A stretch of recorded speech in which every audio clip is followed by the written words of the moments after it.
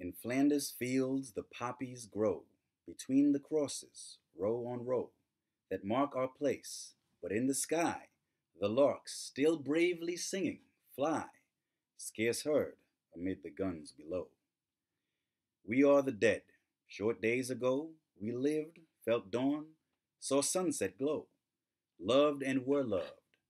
But now we lie in Flanders fields. Take up our quarrel with the foe. To you from failing hands we throw the torch. Be yours to hold it high. If ye break faith with us who die, we shall not sleep, though poppies grow in Flanders fields. Evening, ladies and gentlemen. It's November 11th, and that means here in the United States it is Veterans Day, the day that all Americans, or most Americans at least, honor the sacrifices of America's men and women in uniform who fought for this country in past conflicts. Of course, Memorial Day in May is the day that Americans remember and honor those who fell in those conflicts. Now, in my own home country of Canada, November 11th is the day that we honor both veterans of past wars and those who did not survive past wars, unfortunately. The poem I just recited for you was called In Flanders Fields. I'm not sure how familiar it is to Americans generally, but I remember that I learned it roughly 20 years, in fact, I guess it would have been exactly 20 years ago, in the fourth grade, because my fourth grade teacher took a lot of interest in these historical matters and really tried to make sure that I and my classmates learned as much about them as possible. And so she told us the history behind Remembrance Day and how that date was chosen because it was the date, it's the anniversary of the end of the First World War, the taking effect of the armistice that brought that war to an end at the 11th hour of the 11th day of the 11th month of the year 1918. I just wanted to comment on today's holiday because one of the pieces of rhetoric you hear thrown around on a day like this, as well as at other times during the year, is the word hero, used to refer to servicemen and servicewomen who fought for this country and served it in other similar related military capacities in past conflicts. Now, let me make it clear. I think that those, particularly those who volunteer, who freely choose to enlist in the armed forces on their country's behalf, are heroes. I think that they're heroic in the sense that they are willing to risk their lives and their physical and mental health to try to keep their countrymen and countrywomen safe, as well as to keep them free from tyranny. I think your average member of the armed forces has noble reasons for signing up for that kind of duty, and it's a very serious duty indeed. I remember reading an article in the National Geographic years ago when I was, I think, still in college. It was about the bombing runs that American airmen flew over Germany. One of the things it mentioned almost in passing was that at those altitudes, if members of those air crews were hit by enemy machine gun fire in the chest and started to cough up blood, they would start to choke to death on their own blood. Now, notice I didn't say drown in their own blood, because drowning is what happens when liquid enters your lungs and fills them up, rendering you unable to breathe. These men would choke on their own blood because at those altitudes the air is so cold that when it escaped it entered their breathing passages, it began to freeze instantly. And so they weren't drowning in their own blood, they were choking on blood that had frozen solid in their breathing passages, in their lungs, in their windpipes, in their mouths. And something about that particular piece of information really made a deep impression on me. It just brought home to me the nature of the sacrifice that people in the military are willing to make on their country's behalf. So I think that it's, on the whole, justified to call them heroes. I think it's accurate. However, I think that that issue is approached too simplistically all too often. The question is whether it's men and women in uniform are being heroic on their country's behalf in the service of their own countrymen and countrywomen's interests, or whether they're being heroic in their willingness to sacrifice their lives and their safety for other peoples overseas. Now, if you look at the nature of the wars America has fought in the past century, for example, since it first became a major world power, you'll see that all too often the wars in which young American, mainly men, were sent off to fight and kill and die were not fought to keep Americans safe. At least that's not the effect that they had. All too often, America has fought wars against enemies that did not actually threaten the country's own safety and the safety of its own people. If you look at the First World War, for example, which started 100 years ago, the main enemy was Wilhelmine Germany, Imperial Germany. Now, the U.S. entered that war partly because, of a ridiculous telegram that the German Foreign Minister Max Zimmermann, if I'm remembering my history correctly, sent to the government of Mexico, offering to carve up the United States territorially if Mexico would enter the war on Germany's side and attack the U.S. It was obviously a pie in the sky scheme that would never have worked, and that I'm not sure the Mexicans even particularly took seriously. But that was used as a means of convincing the American public to support entering the war on the side of the Allies. Now, there's a whole debate to be had about whether the U.S. should have entered that war or not. I personally think it shouldn't have. I think the U.S. and the world, probably Europe itself in particular, would have been better off if Uncle Sam had steered clear of that particular fight. However, whichever side of that issue you come down on, I think that you have to acknowledge that the enemy in that war did not threaten the United States. And so, unfortunately, it cannot be said that the United States, that the American troops who fought in that war were actually keeping Americans safe and free. Now, one can argue that in the long term, Imperial Germany might have threatened the U.S., but as far as I know, there's no evidence for that either. Of course, it's a historical counterfactual, which means it's a what if scenario where guessing what might have happened if history had turned out differently. And of course, we can't know the answers to those questions for certain. But even so, um, I think given the nature of the Imperial German regime under the rule of Kaiser Wilhelm the second, I think, Kaiser Bill as he was known colloquially. I mean, we're not talking about Nazi Germany here. We're not talking about a crazed dictator who had designs on conquering the entire, plans to conquer the entire world. Um, Germany definitely threatened its continental neighbors, but whether it threatened the United States, it's pretty clear to me that it didn't.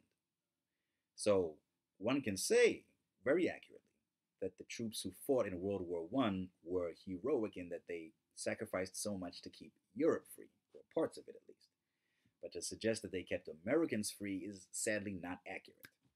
In the Second World War, it's a bit more complicated because, of course, the U.S. entered World War II after Japan attacked it at Pearl Harbor. And personally, not only do I think that U.S. involvement in that war was justified and necessary, I think that it's too bad the U.S. didn't get involved earlier than it did.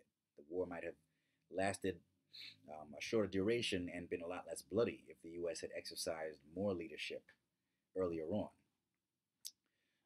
But again, that's beside the point. The point is, can the American troops who fought in that war be said to have been keeping their own people safe, Americans safe and free?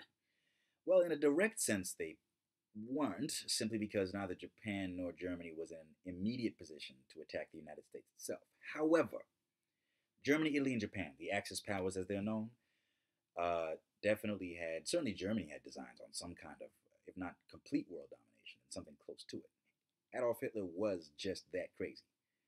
And the kind of power that Nazi Germany and Imperial Japan could have wielded over the global system and the global economy if Germany had been allowed to control Europe and Japan had been allowed to control all of East Asia.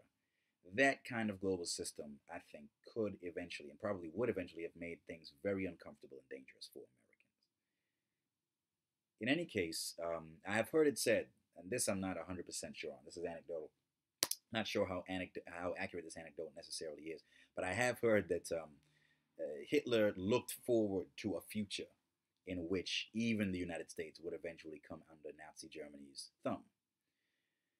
And so it's not impossible to imagine that eventually, if the Nazi Germany had been allowed to control Europe, which it definitely could have done if Hitler had played his cards differently, it's not hard to imagine that in the future, maybe by the 1950s or 60s perhaps, Nazi Germany could have come to threaten the United States directly. So I think it's fair to say that American troops who fought in World War II were keeping their own people safe, if not against a very immediate and proximate threat. And certainly they were heroic for keeping Europe free and keeping East Asia free of Nazi and Imperial Japanese tyranny. If we look at more recent wars in which the U.S. has fought, you've got the Korean War. Again, North Korea did not threaten the United States directly. I don't think it had the capacity to do so, but it certainly threatened and invaded and conquered South Korea. And so, again, U.S. troops who fought in the Korean War, veterans of the Korean War, may not have been keeping Americans safe. And so, if anyone who's calling them heroes with that particular function in mind, then I think that they are sadly speaking inaccurately. But American troops in the Korean War definitely kept South Korea safe and free. And one of the things that libertarians like me are fond of pointing out is a map that shows it's actually a satellite image of the planet Earth as seen from space at night. And if you it shows the Korean Peninsula, the bottom half of the peninsula, the southern half, South Korea, is awash in lights. The northern half is almost completely dark. And I think we all know the reasons for that. It's instructive and I think sobering to reflect on the fact that if it weren't for the Korean War effort, and remember, this is a war in which my home country of Canada fought alongside the United States. It was part of that UN coalition from the beginning. If it weren't for that war effort, that whole Korean peninsula would have been dark today. So that's something to keep in mind. The Vietnam War, unnecessary war, just a completely absurd war to fight. It was, a war, a fight that was picked with the wrong enemy altogether. Um, I forget which historical figure it was who said this, but it absolutely was the wrong war in the wrong place at the wrong time. And I don't say this as someone who sympathizes with communism at all. I think communism is one of the most despicable systems of political organization ever to rear its ugly head in all of human history. But that doesn't mean that going to war against any and every communist regime around the world, or even certain particular ones in particular times and places, was the right policy. It definitely was not the right policy in Vietnam, primarily because the communists in that particular country had no designs on on acquiring power outside of their country's borders. They were nationalists as much as they were communists, and they only wanted to unify Vietnam itself under communist rule. Now, that's bad enough for the Vietnamese people, but it had no bearing on, not only did it not have any bearing on the American people, not only did the Vietnamese communists not pose a threat to the American people, they didn't pose a threat to anyone outside of their own country's borders. In fact, if I'm not mistaken, Vietnam's only intervention outside of its own borders was a few years after the U.S. pulled out in the late 1970s when Vietnam intervened in the Cambodian conflict. And in that case, that intervention had the effect of bringing the genocide and the killing fields to an end, or at least uh, tamping it down. I forget exactly how that genocide came to an end finally.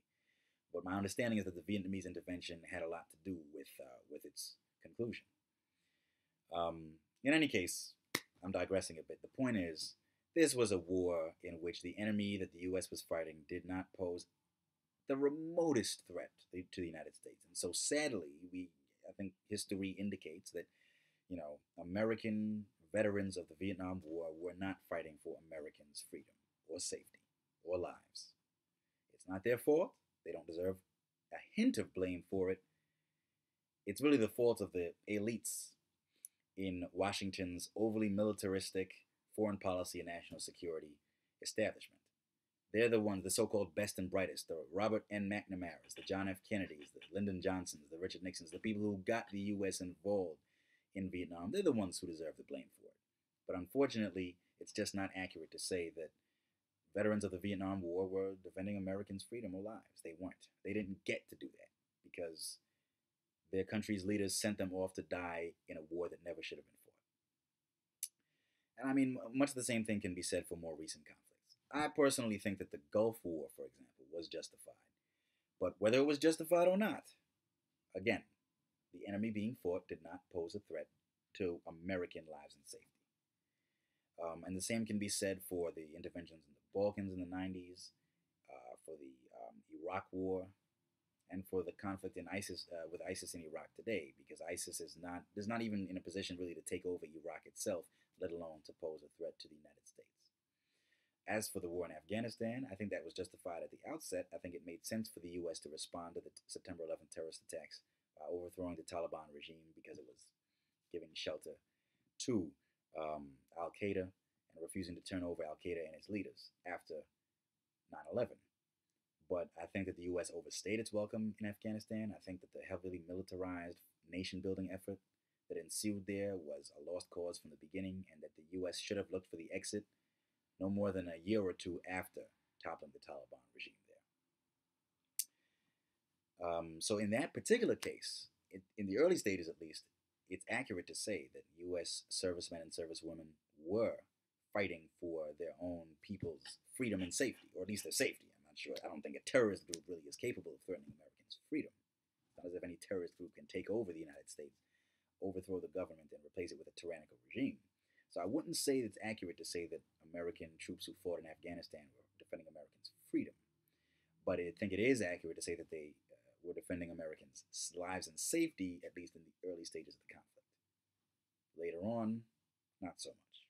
Today, not so much, I'm afraid. If anything, by their continued presence there, they're probably putting Americans at greater risk by inflaming Arab opinion throughout the Middle East and creating more and more people who have grievances against the United States that they seek to act on by carrying out future terrorist attacks. So there you have it. I think that when we call American veterans heroes, we need to keep in mind exactly what we mean when we use that word. If those of us who call them heroes in the sense that they are keeping Americans safe and free, all too need to recognize that all too often that's not the case. In fact, it seems that at least half the time, in at least half the conflicts that the wars that the U.S. has fought in the past 100 years, that has not actually been demonstrably the case.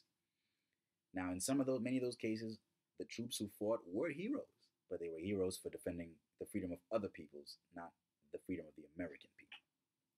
So that's a wrinkle that I think needs to be acknowledged in a lot of the discourse that goes on around this time of year.